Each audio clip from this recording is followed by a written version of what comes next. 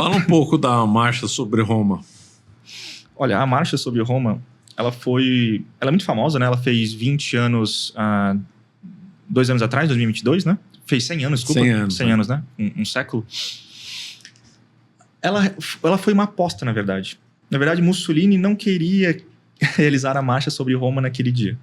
Na verdade, existiam outros líderes muito fortes dentro do movimento, como o Dino Grande, o Ítalo Balbo, que ameaçavam a posição do Mussolini. Né? O Mussolini sempre foi muito ameaçado por o que ele chamava dos Haas, que eram os pequenos reis dentro do movimento dos Camisas Negras e depois dentro do Partido Nacional Fascista, que eram pessoas que queriam tirar Mussolini do poder para colocar outros mais competentes, porque Mussolini às vezes era muito indeciso. Ele demorava muito para tomar decisão, era muito inseguro. E ele só tomava uma decisão forte quando esses pequenos reis dentro do movimento meio que faziam pressão para ele fazer uma coisa, entendeu? E a Marcha sobre Roma foi a mesma coisa. Interessante. Quem incentivou a Marcha sobre Roma a ser naquele dia foi o Ítalo Balbo, que depois virou um grande aviador. Ele veio até o Brasil, ele foi da Itália até aqui o Brasil de Vargas, né, para trazer os aviões aqui que o Vargas comprou do fascismo italiano. Foi ele que veio pilotando o frota, o Ítalo Balbo. Ele era um aventureiro, assim, né? E ele que fez pressão para todo mundo fazer pressão para o Mussolini fazer a Marcha sobre Roma naquele dia. Mussolini não queria, achava que era um dia ruim, achava que não era forte o suficiente. Mas acabou fazendo, né? E por que o exército italiano não bloqueou essa marcha sobre Roma? Aí que tá, porque o rei... é que engraçado, o rei não gostava tanto do Mussolini. Ainda estamos falando Vittorio Emanuele III. Vittorio Emanuele, né? sim. Mas a mãe dele, né, gostava do Mussolini. Era muito amiga do Mussolini. Ah, a mãe dele era amiga? Eu não sabia, não. Sim. Ela tinha muita influência sobre o próprio Vittorio Emanuele. Então, como o Vittorio Emanuele, ele não tinha tanta força assim pessoalmente, ele acabou deixando e vacilando e não deixando o exército, né, impedir a Marcha sobre Roma. Primeiro porque o próprio exército muitas vezes tinha simpatias pelo movimento. Você vê, era um movimento nacionalista, falava que a Itália não foi recompensada de maneira correta, falava que tinha que ter uma Itália grande, uma Itália forte, e o exército muitas vezes concordava com muita coisa. Agora, nessa altura eles viram o fascismo como oposição ao comunismo, porque teve o Biênio Vermelho, né? Isso, teve sim. Muitos viram o fascismo como uma oposição ao Partido Comunista nessa ocasião? Com certeza. Agora, como é que eles viram ser uma oposição se o Mussolini, a origem dele, era comunista? Bem, isso é engraçado, porque o Mussolini havia sido expulso do partido no começo de 1915, né? Obrigado. E quando chega na parte do Biênio Roxo, estamos falando ali de 20, 21 ali, Mussolini já era o líder que havia traído o movimento socialista italiano. Ele já era um líder muito famoso, socialista. Ele fica mais famoso ainda como o líder do grupo de nacionalistas e de veteranos de guerra. Então eles pensavam assim, muitas vezes, olha, o cara é um nacionalista. Ele, pelo menos, não tem a ideia de internacionalismo. Ele não quer entregar a nossa soberania para a recém-formada União Soviética, para o Comintern. Isso era o grande medo de muitos nacionalistas italianos naquela época, que os comunistas iam só deixar a Itália como um puxadinho da União Soviética por causa do internacionalismo. Ele pensava, olha, o cara é meio maluco, fala umas coisas meio socialistas, mas ele é um nacionalista, ele ainda está pela Itália, ainda está pra gente. Então, mesmo aqueles que não tinham simpatia pelo movimento dos Camisas Negras, nem por Mussolini, pelo seu passado socialista, acabaram apoiando porque viam que ele tinha, pelo menos na retórica, e o movimento era muito sério nisso, de ser a favor da Itália. Na época, a Itália já tinha grandes industriais. Eles apoiaram o Mussolini inicialmente ou não? Não.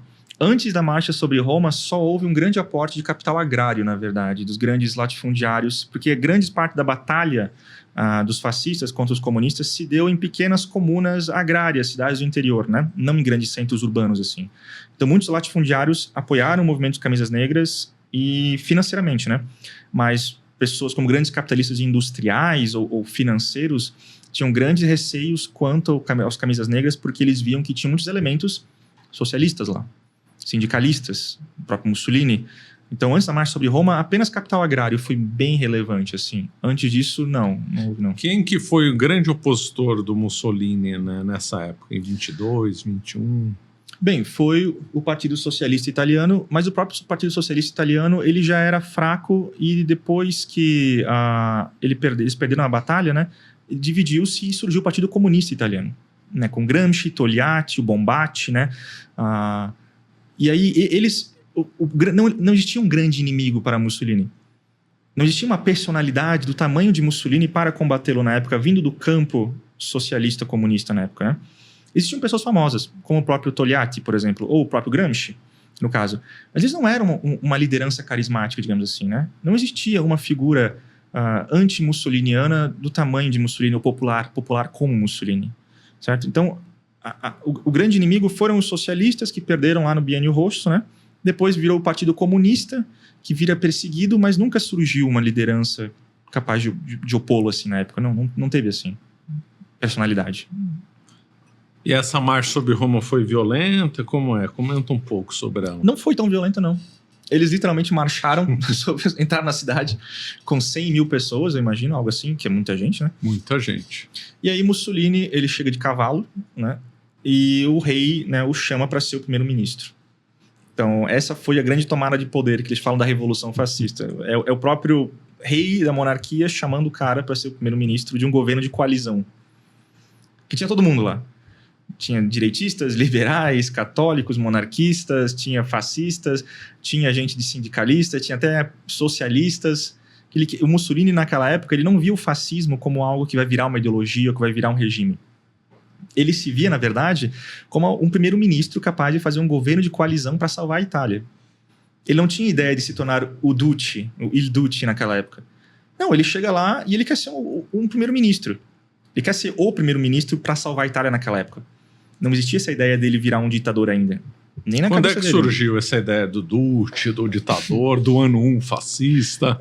Então, o ano 1, em retrospectiva, eles usam 22 com a marcha sobre Roma, né? Assim, mas, assim, a ideia do Duce, da liderança, na verdade, na cabeça de Mussolini, para ele virar um ditador, surge com um episódio muito específico, que é em 25, na verdade em 24, que é quando um grupo de militantes fascistas matam a porrada, sequestram e matam um parlamentar socialista chamado Giacomo Matteotti.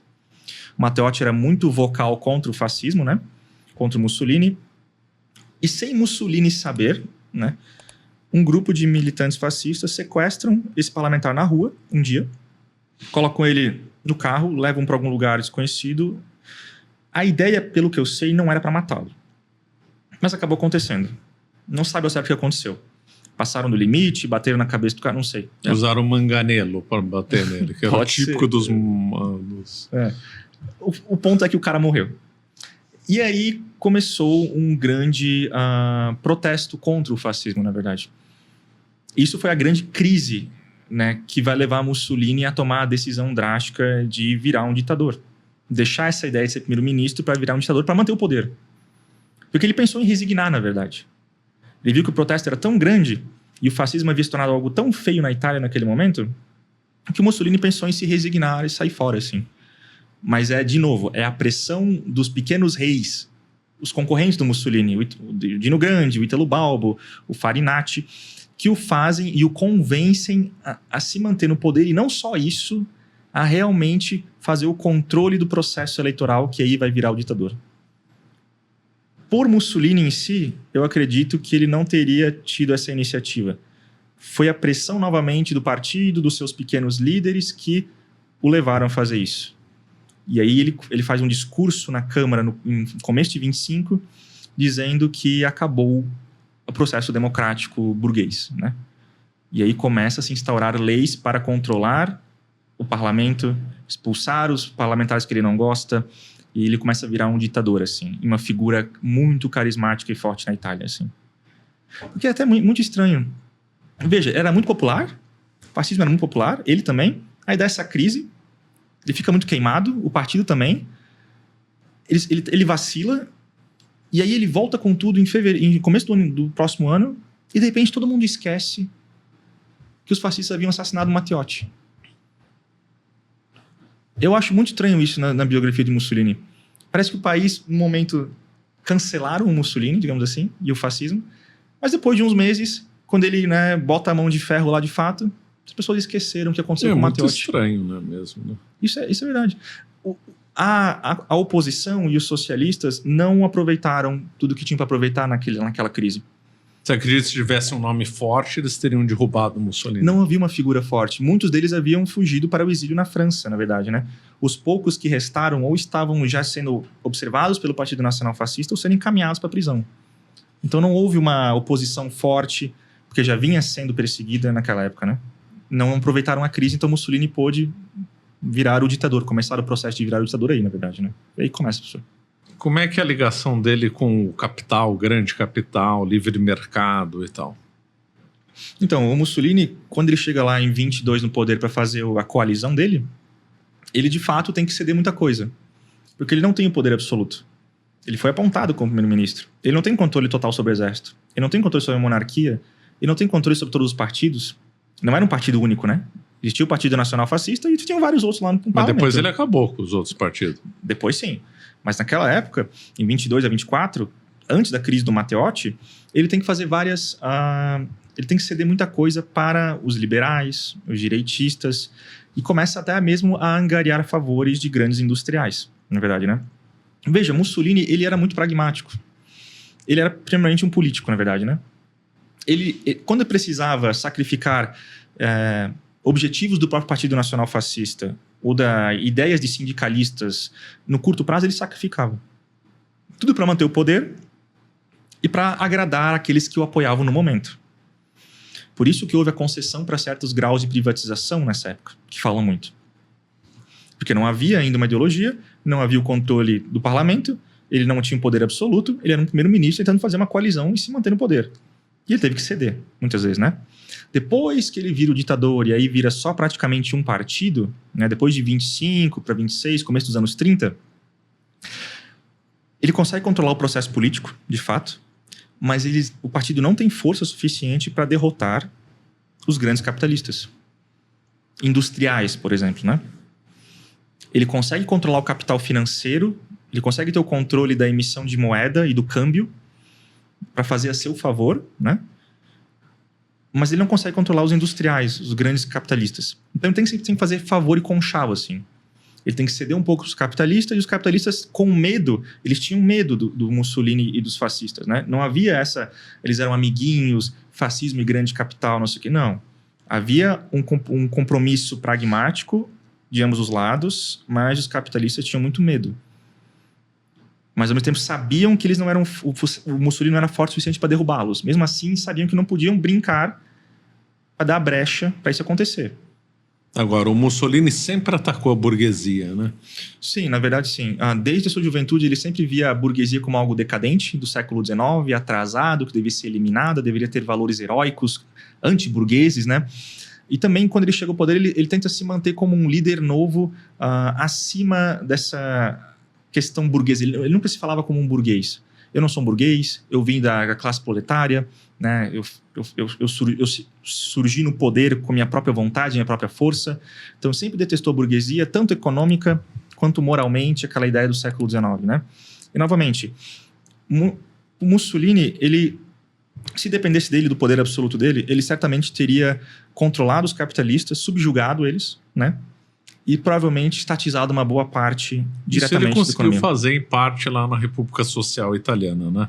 Isso, no fim da guerra, na Segunda Guerra. Ele conseguiu fazer mais lá do que na Itália, isso, não foi? Porque lá ele tinha a carta branca de Hitler. Veja, quando o Mussolini ele cai do poder em julho de 43. Por quem? Pelo próprio partido fascista. Os pequenos reis, de novo, eles sempre existiram, né? Embora Mussolini tivesse conseguido controlá-los, eles sempre estavam lá. Farinati, o Dino Grande, o Ítalo Balbo havia morrido lá há um tempo já. Esses caras fazem um conluio com a própria monarquia para tirar Mussolini do poder. Porque a Itália já tinha sido invadida pelos aliados. Isso. Os aliados já tinham conquistado a Sicília, tudo. Os americanos estavam subindo pelo sul, né? Estavam subindo pelo sul, falaram, agora acabou, né? Isso. Aí eles tiram Mussolini do poder. E aí começa a crise do qual a Alemanha começa a intervir no norte da Itália, né? Você acaba de assistir um corte do Caravelas Podcast. Na tela está aparecendo o episódio completo e outro corte. Muito obrigado pela atenção.